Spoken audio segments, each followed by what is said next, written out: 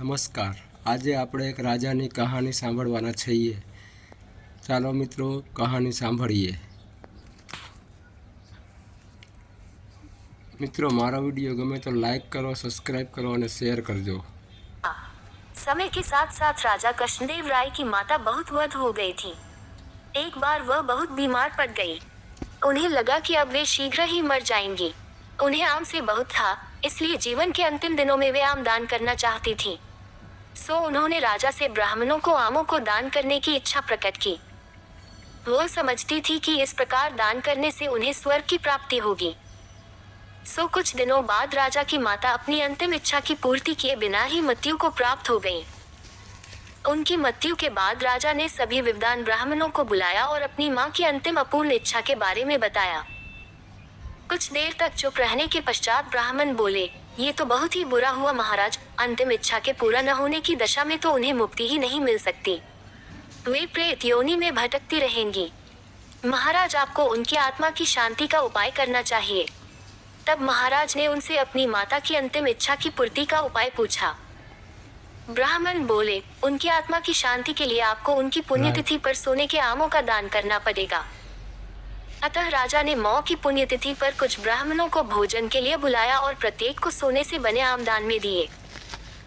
जब तेनालीराम को यह पता चला तो वह तुरंत समझ गया कि ब्राह्मण लोग राजा की सरलता तथा भोलेपन का उठा रहे हैं। सो उसने उन ब्राह्मणों को पाठ पाने की एक योजना बनाई। अगले दिन तेनालीराम ने ब्राह्मणों को निमंत्रण पत्र भेजा। उसने लिखा था कि तेनालीराम भी अपनी माता की पुण्यतिथि पर दान करना चाहता है, क्योंकि वह भी अपनी एक अधूरी इच्छा लेकर मरी थी। जब से उसे पता चला है कि उसकी मां की अंतिम इच्छा पूरी न होने के कारण प्रेत योनि में भटक रही होंगी, वह बहुत ही दुखी है और चाहता है कि जल्दी उसकी मौ की आत्मा को शांति मिले। ब्राह्मणों ने सोचा कि तेनालीराम के घर से भी बहुत अधिक दान मिलेगा, क्योंकि वह शाही विदूषक है। सभी ब्राह्मण निश्चित दिन तेनालीराम के घर पहुंच गए। ब्राह्मणों को स्वादिष्ट भोजन परोसा गया।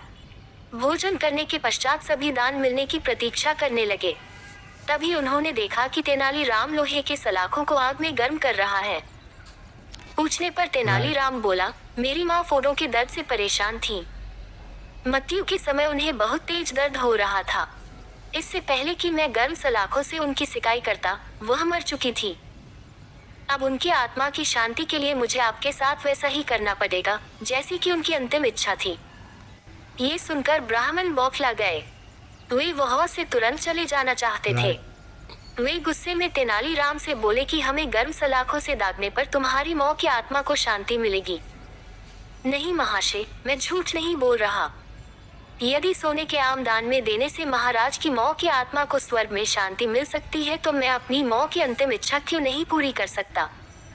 ये सुनते ही सभी ब्राह्मण समझ गए कि तेनालीराम क्या कहना चाहता है। वह बोले, तेनालीराम, हमें क्षमा करो। हम वे सोने के आम तुम्हें दे देते हैं, बस तुम हमें जाने दो। तेनालीराम ने सोने के आम लेकर ब्राह्मणों को जाने दिया, परंतु एक लालची ब्राह्मण ने सारी बात राजा को जाकर बता दी। ये सुनकर राजा क्रोधित हो गए और उन्होंने तेनालीराम को बुलाया।